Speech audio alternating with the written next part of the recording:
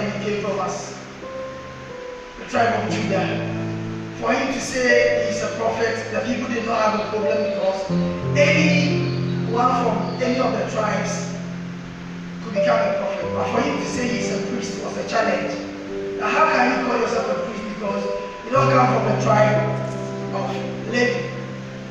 But Hebrews 7, coming down through to chapter 8, will tell us that he comes from the order of Melchizedek. And Abraham, who began the race, that we had a Aaronic descendants. Even when he met Melchizedek, the king of Salem, had to pay a tenth of what he had collected from the battle he went to.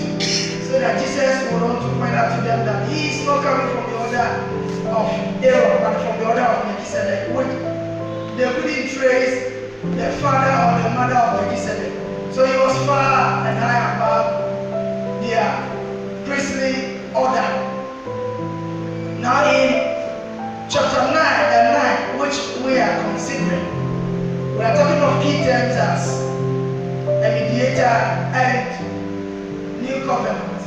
When we talk about a mediator, and the only place when they were entering into covenant, you have somebody who stands in like a referee, and they would want to bring the two people together. This is what you are saying, this is what you are saying.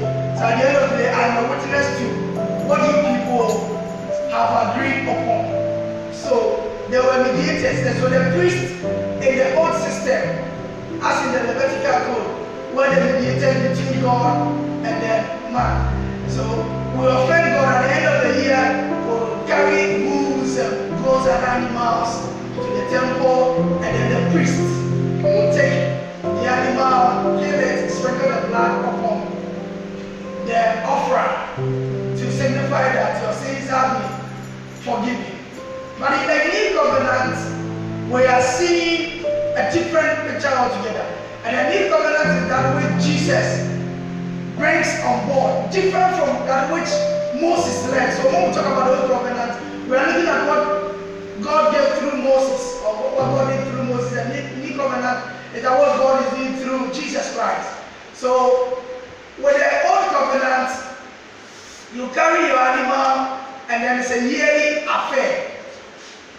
My question I've always been asking myself is, what if you die in the middle of the year and then you don't get to 31st December to go and do resolution night?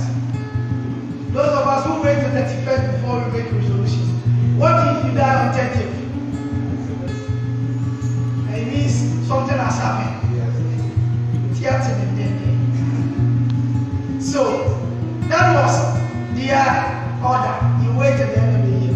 But in the new covenant, something spectacular happens.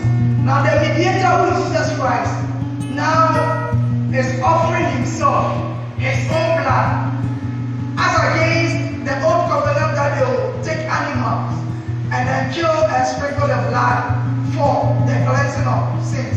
But in the new covenant, Jesus is giving up his own life, his own blood to atone for the sins of humanity.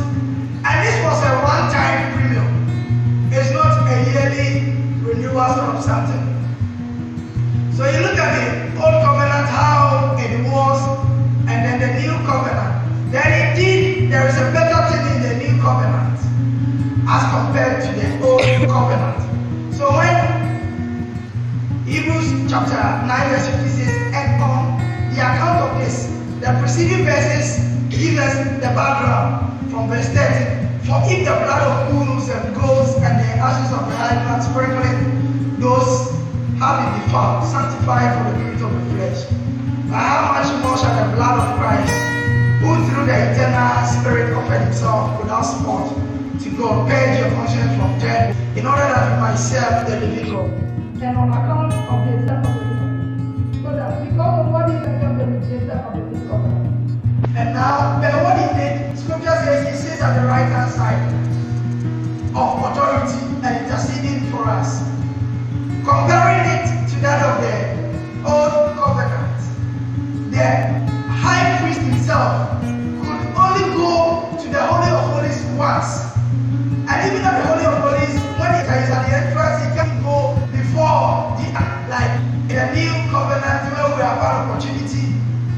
we are abusing it.